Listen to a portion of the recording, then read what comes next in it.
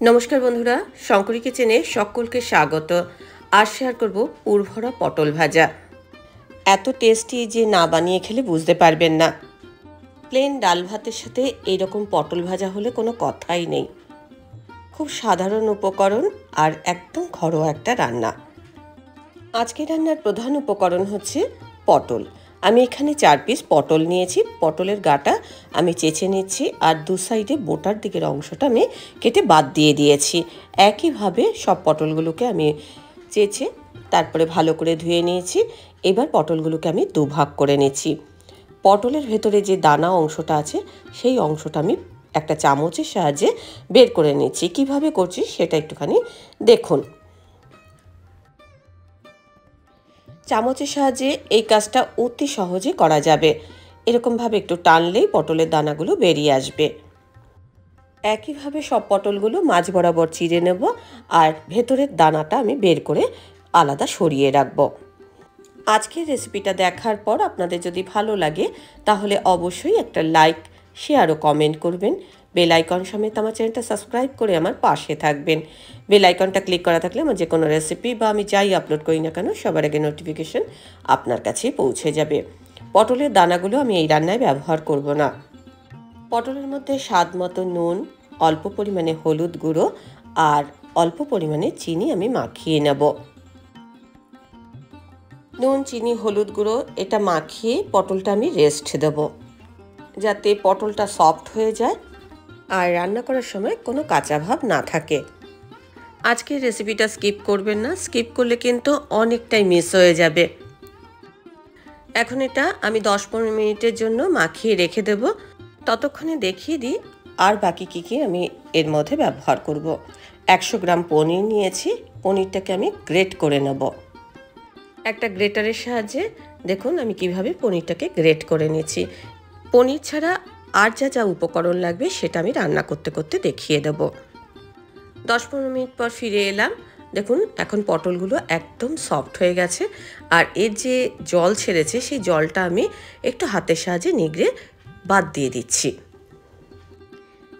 আমি এখানে 2 চা চামচ মতো সর্ষের তেল গরম করতে দিয়েছি। তেলটা ভালো করে গরম হওয়া পর্যন্ত আমি অপেক্ষা করব। সবার আগে আমি পটলগুলো ভেজে নেব।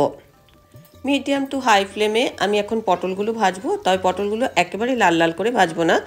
পটলগুলো আমি আধা ভাজা করব। আধা ভাজা করে পটলগুলো আমি তেলের থেকে তুলে অন্য পাত্রে রেখে দেব। এখন পটলগুলো আমি তেল ঝরিয়ে অন্য পাত্রে রেখে দিচ্ছি। দেখুন কিভাবে আমি তেলটা ঝরাচ্ছি, কেন পটলগুলো যেহেতু চেরা রয়েছে এর ভেতরে অনেকটা পরিমাণে তেল রয়েছে, সেই জন্য আমি এরকমভাবে তেলটাকে একটা টং দিয়ে তুলে আলাদা পাত্রে রাখলাম।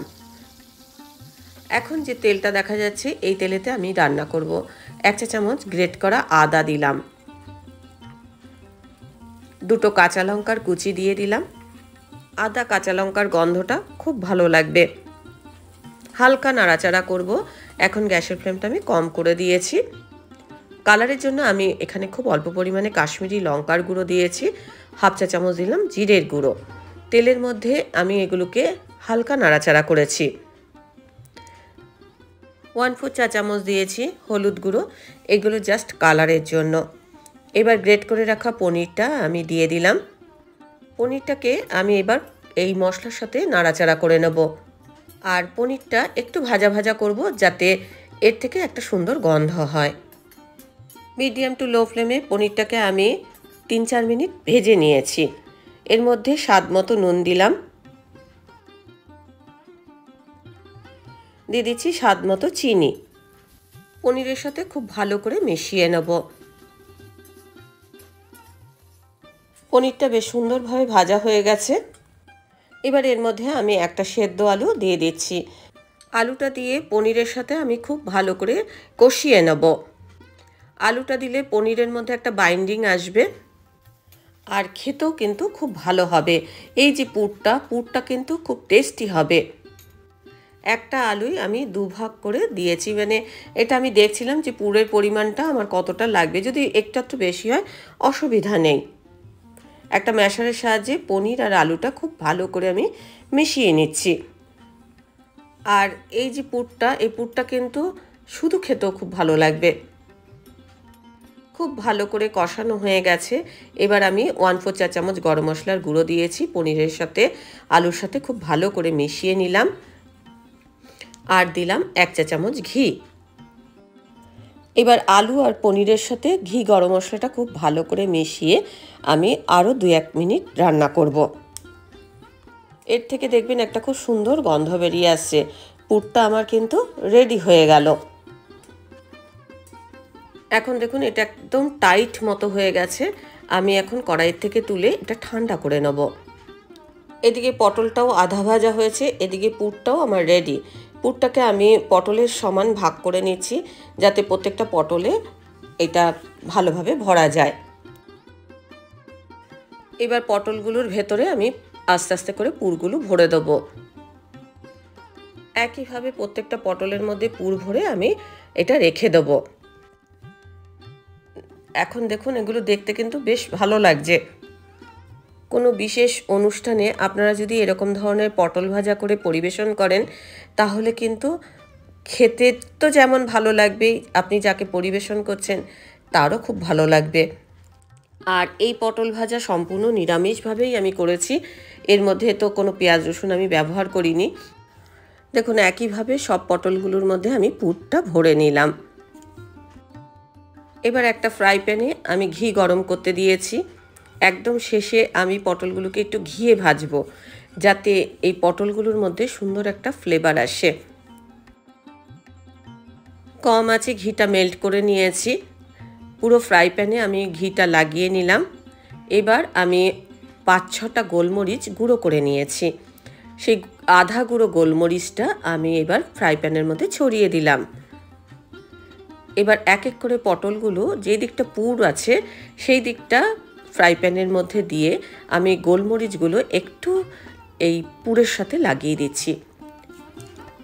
ঘিয়ের সাথে গোলমরিচের যে গন্ধটা, সেই গন্ধটা কিন্তু খুব ভালো লাগে। এখন পুরের মধ্যে ঘি গোলমরিচটা লেগে গেছে। আর এখন পটলটাকে আমি উল্টে দিচ্ছি, পটলের গায়েতেও কিন্তু ঘি গোলমরিচটা লেগে যাবে। যেহেতু আমি সেকেন্ড টাইম পটলটাকে ভাজবো সেই জন্যই কিন্তু আমি আগে আধা ভাজা করেছিলাম। এখন এই যে পটলের গায়ে আমি ঘি গোলমরিচটা লাগিয়ে নিচ্ছি, এতে পটলগুলো খেতে সুস্বাদু হবে। বারে বারে উল্টে পাল্টে আমি পটলগুলোকে এপাশ ওপাশ করে নিচ্ছি। ঘিয়ের পরিমাণ বেশি দিতে হবে না, খুব সামান্যই দেবেন যাতে এই যে পটলটার মধ্যে লেগে যায়, পটলটা একটু ভাজা ভাজা হয় আর গোলমরিচটা যেন এই পটলের পুরের মধ্যে ওপরে ওপরে দেখা যায়। একেবারে পটল ভাজা রেডি। এরম পুর ভরা পটল ভাজা ডাল ভাতের সাথে পরিবেশন করুন, খেতে খুবই ভালো লাগবে। রেসিপিটা যদি ট্রাই করেন অবশ্যই আমায় কমেন্ট করে জানাবেন আপনাদের কেমন লেগেছে। আর রেসিপিটা যদি ভালো লাগে তাহলে অবশ্যই লাইক, শেয়ার আর সাবস্ক্রাইব করে আমার পাশে থাকবেন। আজকের রেসিপি এই পর্যন্ত। দেখা হবে নতুন কোনো রেসিপি নিয়ে নতুন কোনো এপিসোডে। এতক্ষণ আমার সঙ্গে থাকার জন্য অনেক অনেক ধন্যবাদ।